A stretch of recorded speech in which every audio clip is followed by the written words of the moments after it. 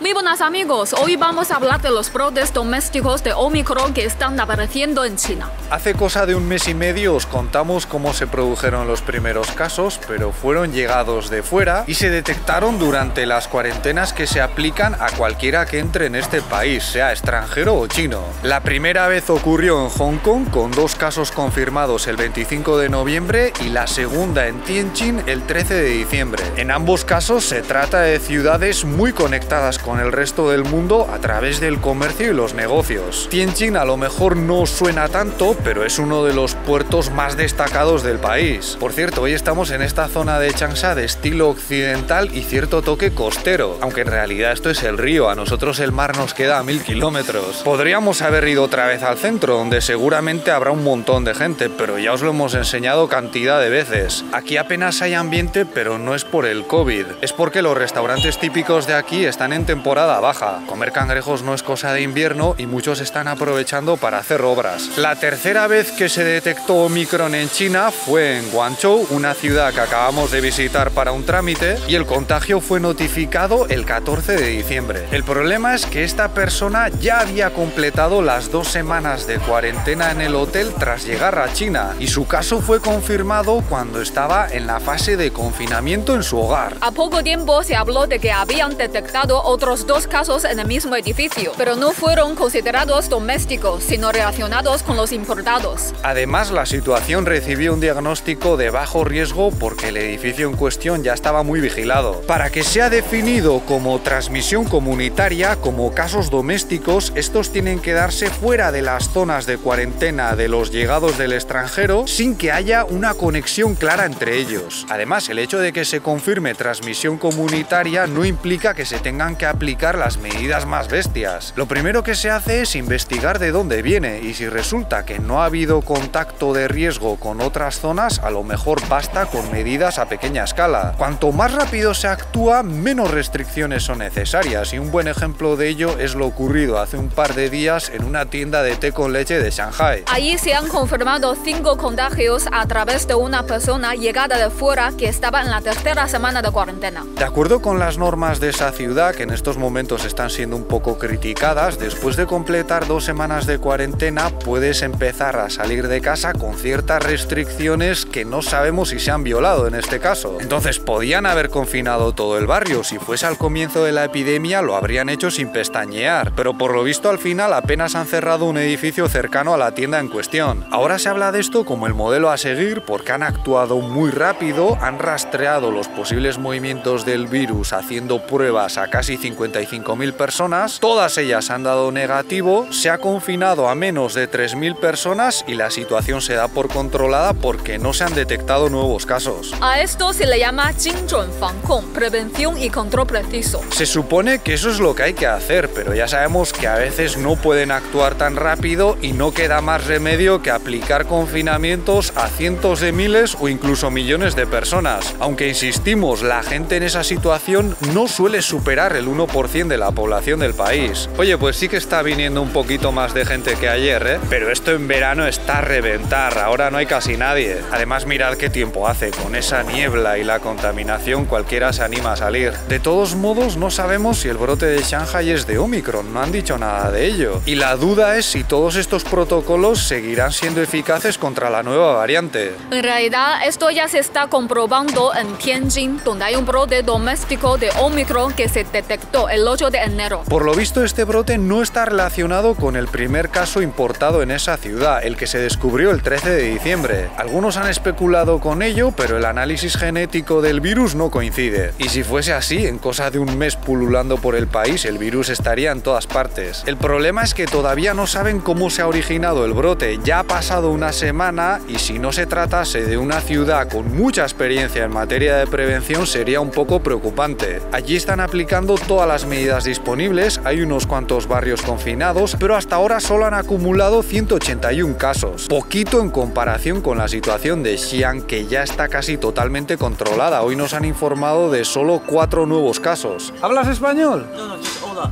Ah, solo hola. Sorry about that. A ver, este señor me ha escuchado hablar y ha dicho, este es de España. Y efectivamente, él ha estado antes en Barcelona, Madrid y Toledo.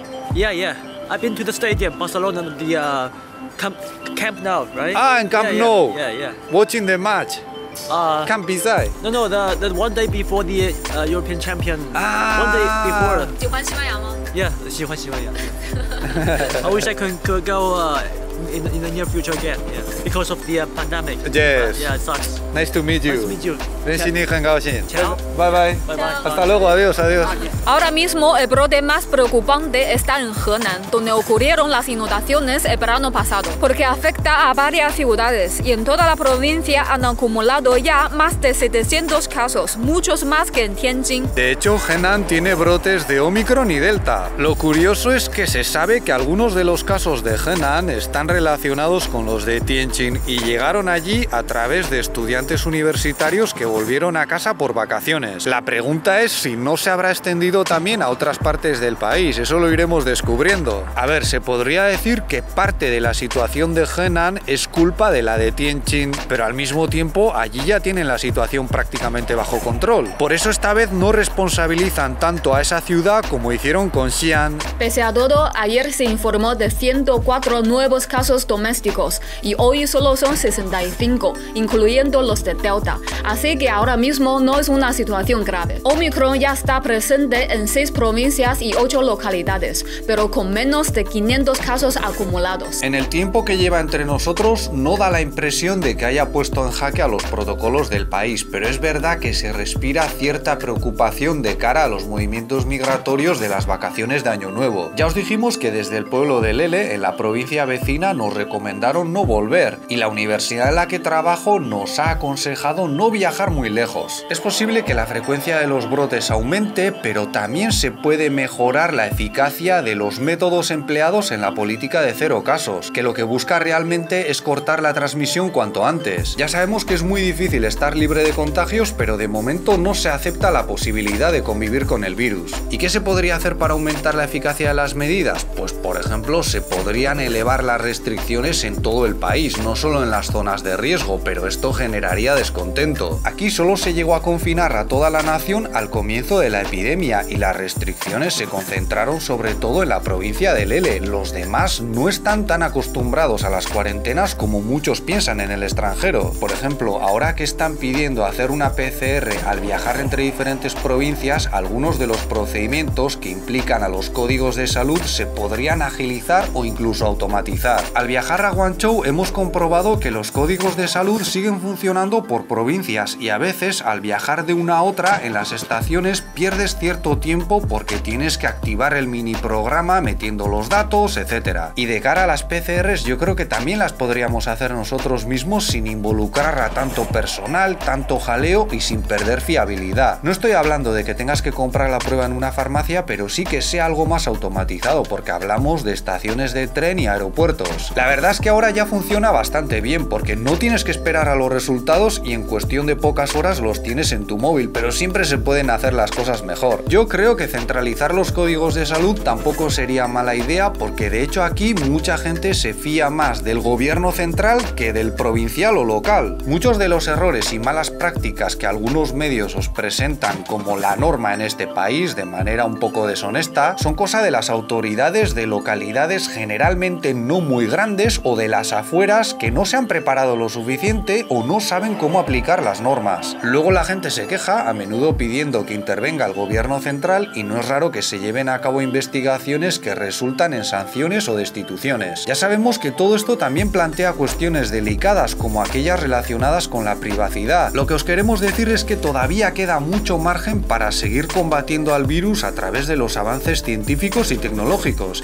y no sería nada raro que China siga optando por esa vía en lugar de convivir con el virus. La gente aquí le sigue teniendo mucho miedo al virus. Se habla bastante de sus secuelas y creemos que hay muchas personas dispuestas a aceptar las medidas. Además, yo creo que aquí muchas veces, sobre todo en los momentos de crisis, se percibe cierto ambiente de lucha colectiva, de venga, vamos todos contra el virus. A mí me da la impresión de que es una mezcla de competición deportiva y guerra que alimenta la sensación de unidad y creo que es muy importante suficiente para entender el apoyo a los protocolos. De todos modos, como decimos, no todo el mundo está contento con la forma de luchar contra el virus y sobre todo en las ciudades donde ya han pasado por varios brotes pueden estar un poco cansados. Recordemos que el virus ataca sobre todo a las zonas fronterizas y los grandes puertos y la gran mayoría del país lleva casi desde el principio haciendo vida normal. Hasta ahora estamos dando por hecho que el virus tiene un nivel de mortalidad inaceptable aquí, pero si baja al de la gripe se podría plantear la convivencia con él. Zhang Wenhong, uno de los mayores expertos del país, ha dicho que tiene confianza en que la pandemia se termine para el final de este año. Y esto no lo dice por decir, para ello se apoya en la ventaja que nos van a dar las vacunas y los medicamentos antivirales que están a punto de salir. A ver, para ser honestos, no todos son buenas noticias con las declaraciones de este señor, porque según él, aunque este virus ya no nos debería dar demasiados sustos con sus mutaciones, cabe la posibilidad de que se combine con otros coronavirus y dé lugar a uno nuevo. Pero por lo visto en estos momentos la probabilidad de que eso ocurra es muy baja. Vamos a respirar tranquilos. Eso es todo por nuestra parte. Si este vídeo os ha parecido interesante, podéis darle un me gusta, suscribiros